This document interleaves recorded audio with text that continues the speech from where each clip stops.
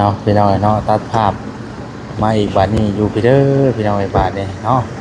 เก็บกระโปรงกระเป๋าได้บาทนี่ได้บ่จิตมาใช่ครับเดี๋ยวได้บัตรได้ขอบใจที่ห้องโต๊ะเอาเด้อเอ๊ขอบใจไปเลยเนาะไปเลยเนาะโอเคพี่น้องเลยพี่น้องเนาะตอนนี้ก็รถไฟมาแล้วพี่น้องเอ้ยเนาะรถไฟมาเลยได้พี่น้องเอ้ยโอ้ผมเห็นตอนนว่าสัตว์จิ้วมาจากมื้อนี้เนาะรถไฟมาแล้วตอนนี้ก็รอคิวขึ้นดูพี่น้องเอ้ยเนาะเป็นตู้ไปเนาะเพราะว่ามีหลายตู้พี่น้องเอ้ยคนก็หลายพอสมควรเนาะแขกคนก็กำลังเตรียมเดินทางพี่น้องเอ้ยเนาะเดินทางผู้ใดเนาะ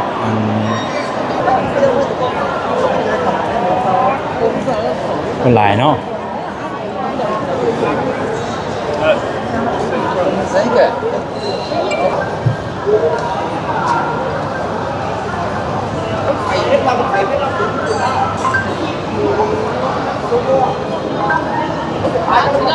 สแกนภาษาสแกนเป็นอย่างไรเนาะ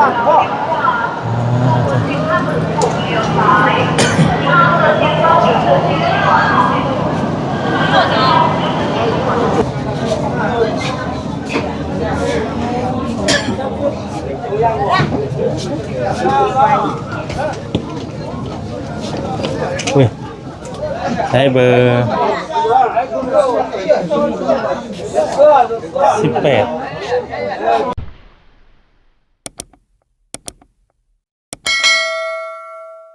เนาะพี่น้องเนาะตัดภาพมาอีกบาทนี้อยู่พี่เด้อพี่น้องไอ้บาทนี่เนาะเก็บกระโปรงกระเป๋าได้บาทนี่ได้บ่จิตมาใช่ครับเดี๋ยวได้บัตรได้ที่ห้องโต๊ะเอาเด้อเอ๊ขอบใจไปเลยเนาะไปเลยเนาะโอเคพี่น้องเลยตุ๊บโอเคยกขึ้นปุ๊บปั๊บเอาไว้ได้ว่าเครื่องเขาเด็กผมดูมากระเป๋าหนึ่งเมื่อ3กระเป๋าโถ่พี่น้องเลยเนาะสบายดีเด้อทางนี้เราจะได้ไปเที่ยวแต่ละหม่องแต่ละบอนสบายดีม่วนสบายดีเด้อเนาะฮักบ่ครับได้บาทนี่เนาะครับแล้วดวงพระบางโอกาสหน้าเจอกันใหม่เด้อติจักปีได้จักปศได้บัดทานคู่มาลองไว้มีโอกาสจังมากันไหมบัดนี้มาปาก่อนไปยังไงเอาไปถ่ายรูปเชิงป้ายนั่นปะอาจิตไปถ่ายรูปเชิงป้ายมาหลวงพระบางกันได้บ่ใช่เนาะมันจะเป็นยังไงหย่อมาเนี่ย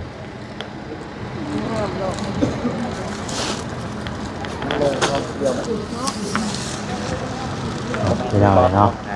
สบายดีเด้อพี่น้องเด้อสบายดีบทสุขสุขคนพี่น้องเนาะพอกันตอนแรงๆพี่น้องตอนนี้ก็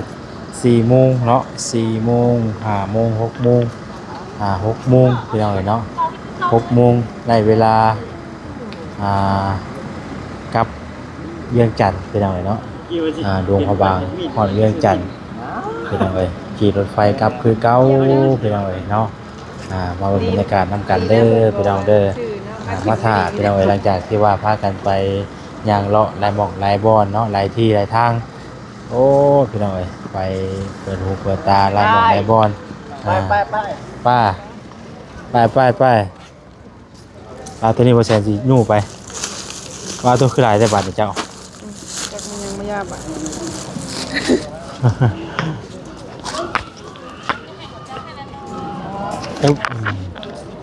ไปพี่น้องเนาะคือเก่าพี่น้องเนาะขากลับกะถ่ายบรรยากาศฮะโอ้มันก็ยากเลยเนาะว่าเฮาย่อได้ซะสิซอยดอกได้สิซอยเข้าไปได้บ่นี่ไปนั่งถ่ายอยู่ในเพิ่นสิไปก็บ่ได้ธรรมดาเด้เนาะ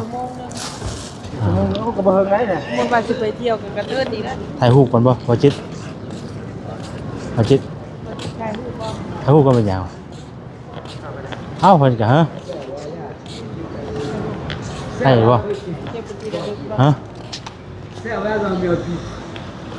หมูไปแบบนี้เลยก็ได้ วันนี้ก็ได้ หมูเขาป้าบ่ได้เด้ยังเด็ด บ่อยากผูกจะไปถ่ายอยู่ผูกถ่ายหน่อยเนาะนี่แหละป้ายดวงพระบางเป็นเอาไว้เนาะสถานีรถไฟตอนนี้กลับมาฮอดสถานีรถไฟแล้วเป็นเอาไว้เนาะก็สิได้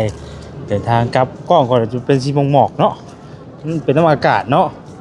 เพราะว่าอากาศภายนอกกับมันแบบนี่เป็นเอาไว้โอ้เนี่ยกระเป๋าเพิ่นรออันขึ้นรถได้พี่น้องเนาะรอขึ้นรถไฟขากลับเลยบัดนี้พี่น้องเนาะขากลับบ่แม่นขาขึ้นเด้ ขากลับนั่งรถไฟจากดวงพระบางไปฮอดไปจากดวงพระบางฮอดเวียงจันทน์พี่น้องเนาะ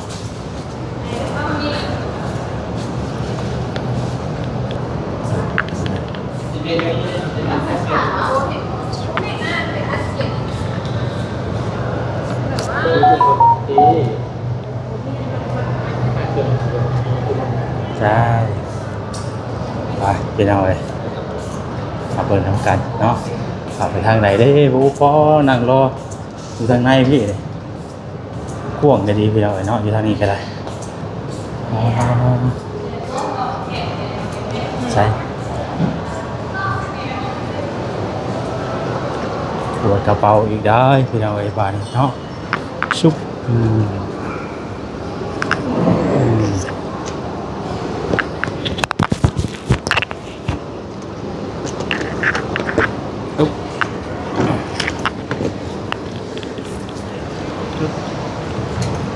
ตรวจกระเป๋ากันพี่น้องเอ้ย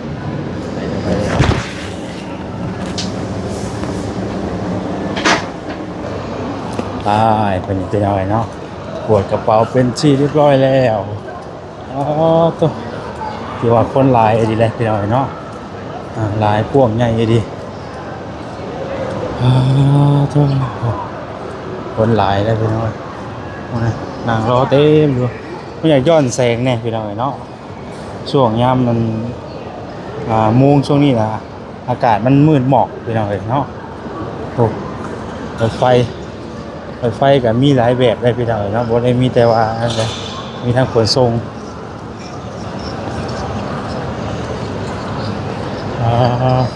ไปรอทางไหนเด้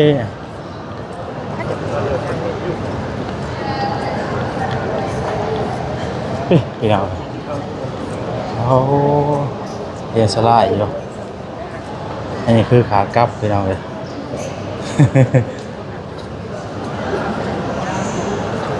อันซอนก็มีเด้ คือมาสถานีดวงพระบางบ่คือสถานี พี่น้องเนาะมีแต่ว่า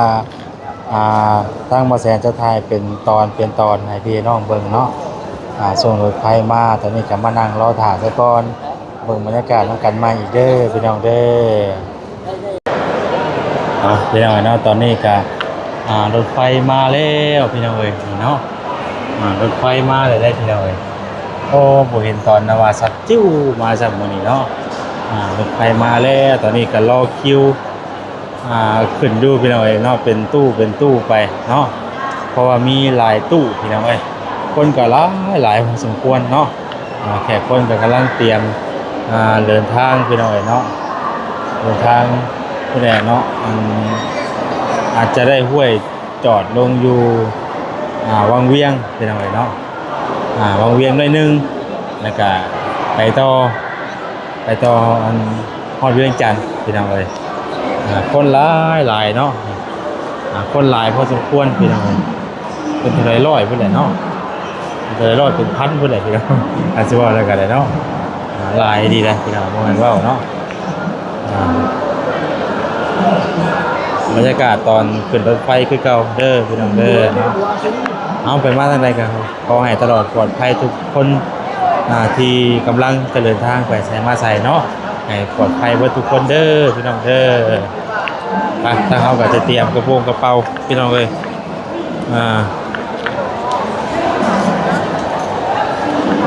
พี่บัตรของเขากับ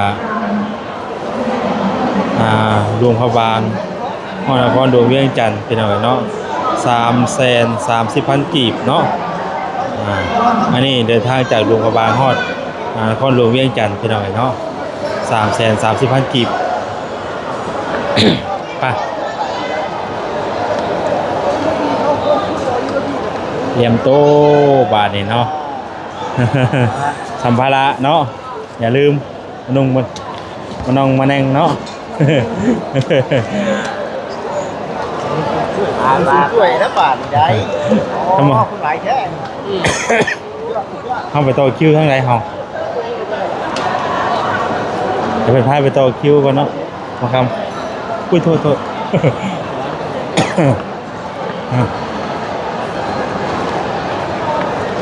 จู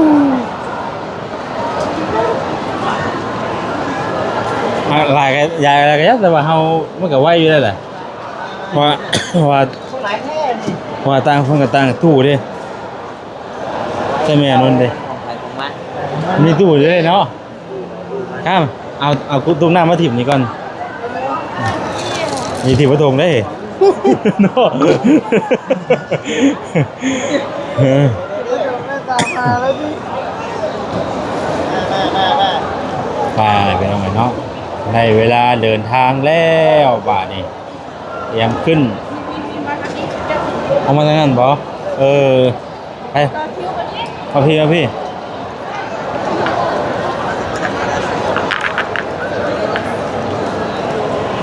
มาทางนี้พี่น้องเอ้ย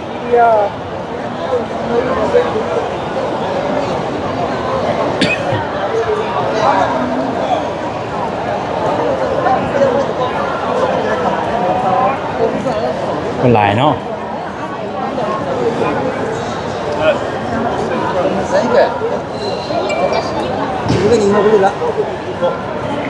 มันจะลองจับเวลาเบิ่งเด้อพี่น้องเอ้ยเนาะว่าสิฮอด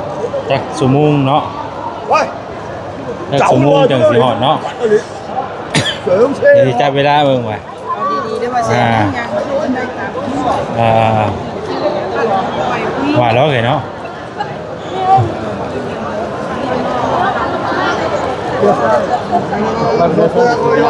แม่นเอาไปแล้ว ใช่สิบห้า คนหลาย ใช่คนละได้ตรงเตาไหม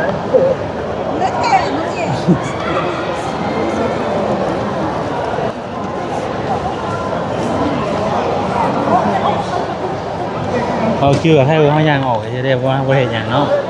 ใครตัวเราคิวกันให้เนี่ยย่างไว้โดดด้วยน่ะไสอันที่ว่าเราคิวแบบว่าจำมันจำนี่โอ้ตัวเราจะออกได้ออก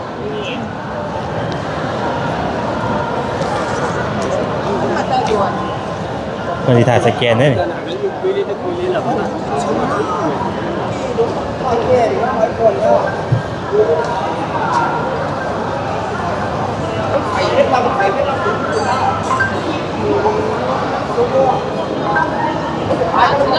สแกนถ่ายสแกนไปอย่างเนาะ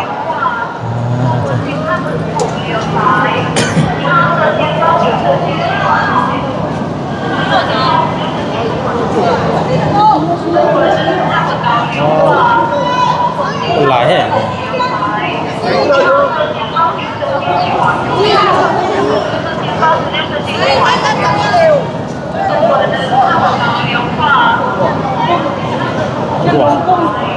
จวดเนาะตัว15เนาะเบอร์15ใช่ป่ะตา ได้ไปเบอร์สิบห้าเพราะผูกได้ ได้ป่ะได้ทำไปพร้อมกันไหม คุณเชียมอะไรอ่ะ ทำไปพร้อมกัน ลงกลุ่มนี้เอามากัน ไม่ได้กูขึ้นให้แน่นอนถ่ายก่อนให้กลัวมุดไตออกมาเนาะให้กลัวมุดไตออกมาเนาะ มุดไตมาแต่หูนี่ดิ ไปให้เลยคนละว่า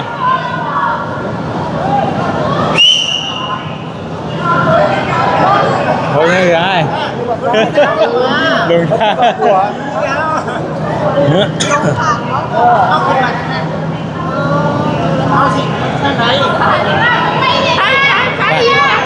ไปให้ยังยันไปไปถึงตู้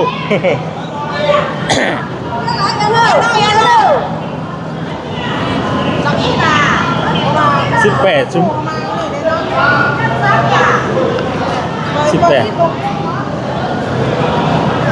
8:45 นาทีพี่น้อง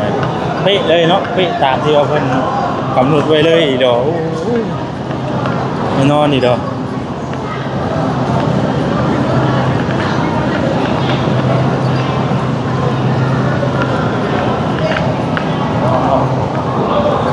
ยาวขนาดเลยพี่น้องเอ้ยไฟ12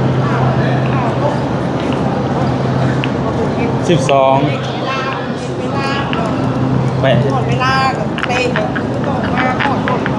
หอดเลยเนาะ โดนสารก็ต้อง อ๋อ15ปุ๊บ15ปุ๊บ สมมุติว่าในกรณีที่ว่าผู้ใดมาบ่ตรงเวลาเนี่ยมันตกรถแน่เนาะว่าซั่นเนาะ แนวอะไรเนาะถ้าบ่ตรงเวลาเนี่ยตกแล้ว มานั่งถาม แต่ว่าหาช่วงหลายคนก็สิมาถ่ายก่อนอยู่ ต้องมาถามก่อนเพราะว่าผู้กฎระเบียบแบบนี้เนาะ แม่นเบอร์15ปุ๊บตู้เบอร์15ตรงเป๊ะเลยหม่องมันจอดกันเนาะ นะ หม่องมันจอดนี่ก็ตรงเป๊ะเลยว่ะ อยู่ปีเบอร์15 15ตามช่องอันนี้เลยเนาะ ก็อันเป็นประสบการณ์เฮาก็ได้ ไปเนาะ 15 เลย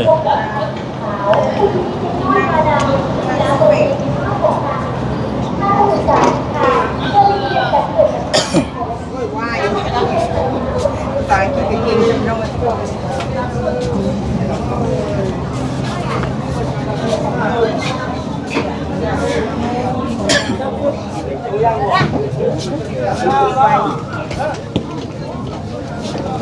อุ้ย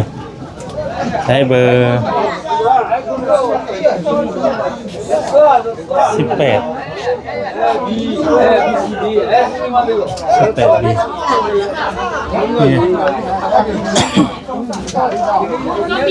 นี่ดิ18ไม่ไหวเลย เรานั่งผิดภาษาดูว่ายังไง บ่ได้ F18F นี่ F บ่โมเมนต์ F บ่เนี่ย บ่แม่น ปล่อยนี่ได้นั่ง ฮะ เปิด F เอ้ยด้วย 18นี่อยู่บอลเรา อ๋อบ อลเราบอลของคนนี้ บ่แม่นบ่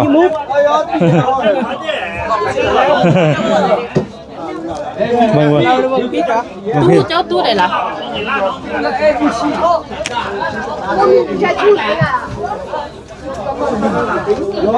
ถือบ่ 18บีตัวนี้นี่ อ๋อฟังอ๋อ ฟังนี้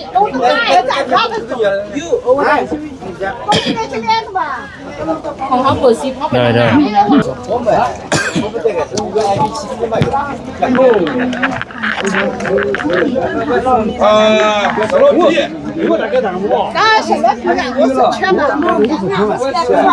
่าวว่าเป็นกระเทิงนะ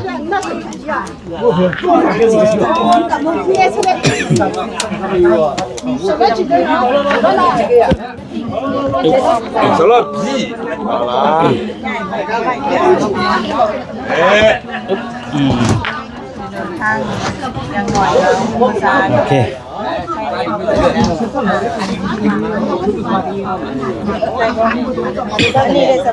ให้ได้ขึ้นเทิงกันแล้วถ้าเอาอยากขึ้นเทิงไหนป้าไปเทิงป้าบางทีมันก็ได้มันน้อยอยู่เลย สบายเอา โอเค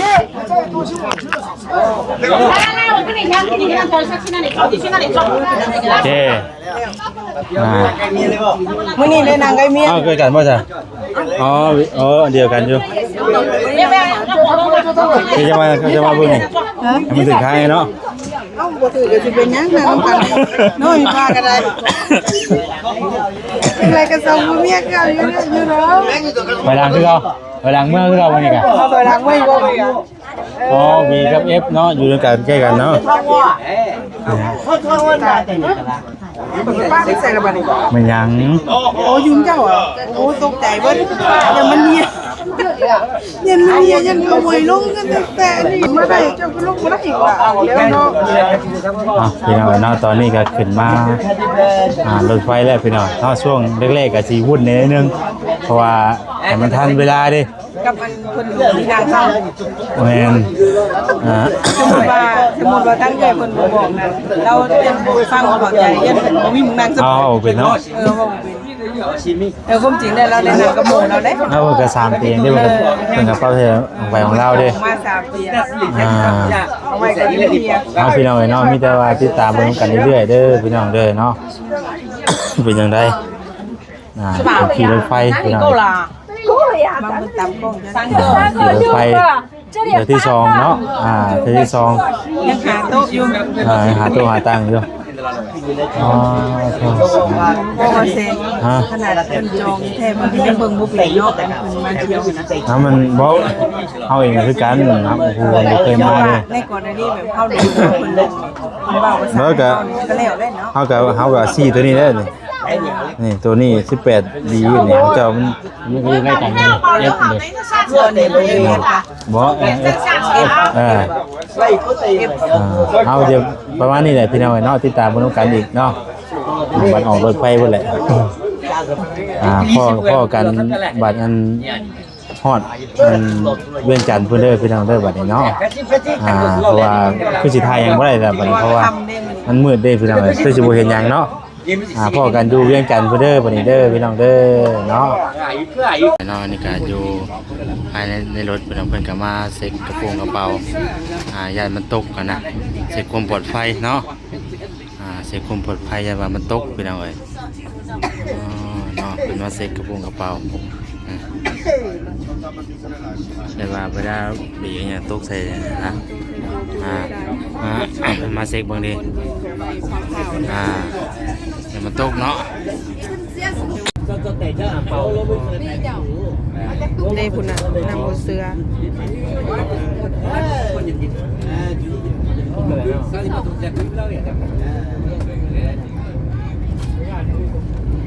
ไก่โป่งไก่โป่งนี่เป็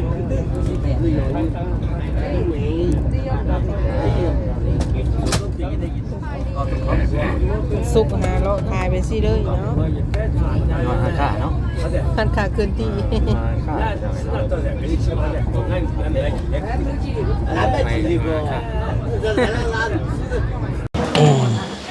ไปEverybody get out. อาจิต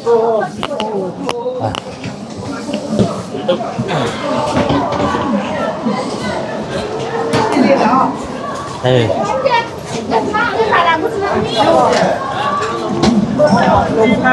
ลงทางเลย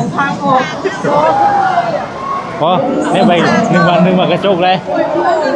1 วันกระจกลงทางออกพอเรียนหวยแล้วเนี่ย แน่ออกมา1 วันกระจกมันย้อนขึ้นนะ1 วันกระจกมันย้อนแสงลงทางออกไปพี่น้องเลยตุ๊เขื่อนเขาออกไปเลยแล้วเขื่อนเขาเนาะมาฮอดทางนี้ได้พี่น้องเลยเนาะบ้านไปนี่เขาอยู่วิ่งกันได้เนาะโอ้ต่างกันเนาะคนละแบบเลยเนาะโอ้ให้ไงกลัวดูเอาวางแล้ว ท่านทำไมกันเล่นเรียกกัน อ๋ออันนี้โหดอันนี้เป็นรักเด้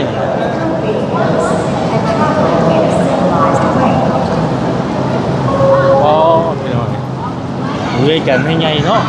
ให้ไงให้ยาวปุ๊บตรงไหนตรงยาวของรถไฟล่ะก็อันนี้ว่าขี่อ่ะโคตรโหพี่น้องเนาะ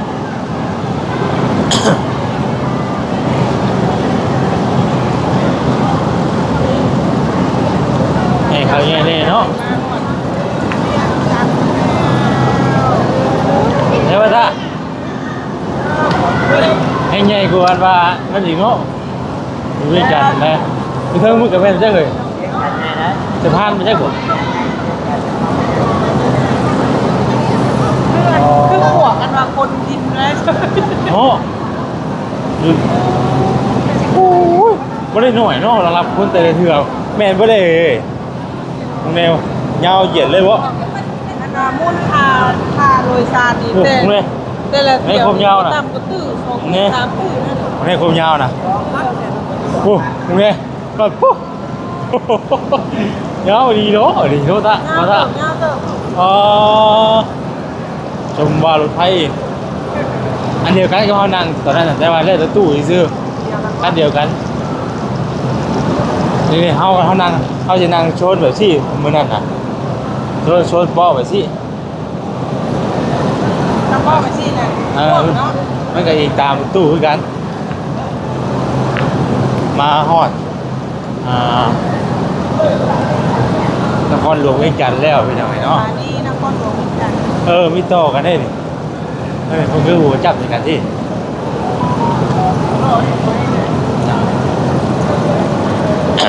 อ๋อมึงเลยชุดเต็มชุดเต็มรูเซนตาเนาะอยู่ไทยกันเลยตัวหักเลยอ๋อมึงได้ต่อกันนะพ่อท่า ไปหน้าก็ได้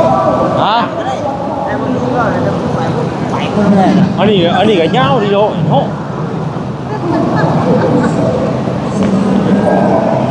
ใช่อะ คนเลิกก็จะลองนำคนเลิก ใช่ สู้เด้อ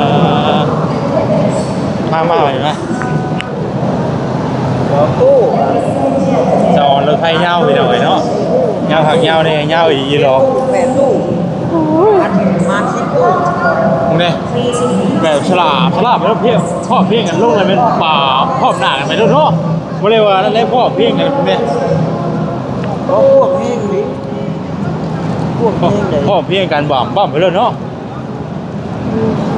ยาวหักยาวเนี่ยดีโล จัดช่วงเลย เอาเลยเนี่ย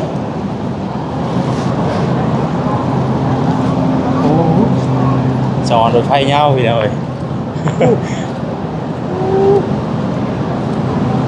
โอ้โห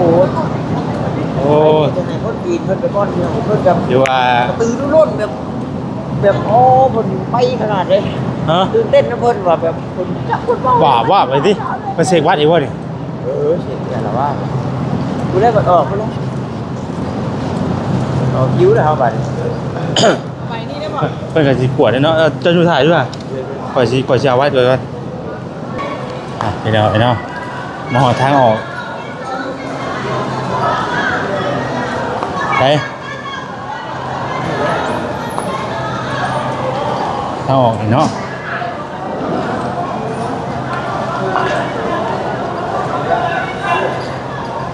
ทางออก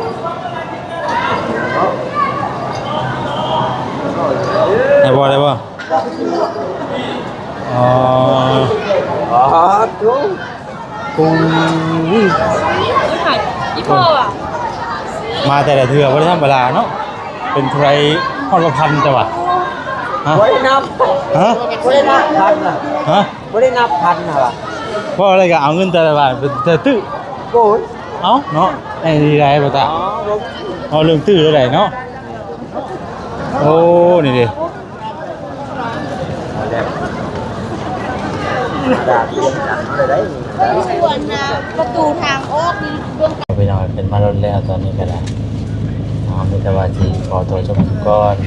พอฮอดนครหลวงเวียงจันทน์แล้วกำลังสิกลับไปบ้านพุ่นแลบ้านนี้เนาะขอลาไปก่อนพี่น้องเอ้ยให้สุขสุขคนเด้อสบายดี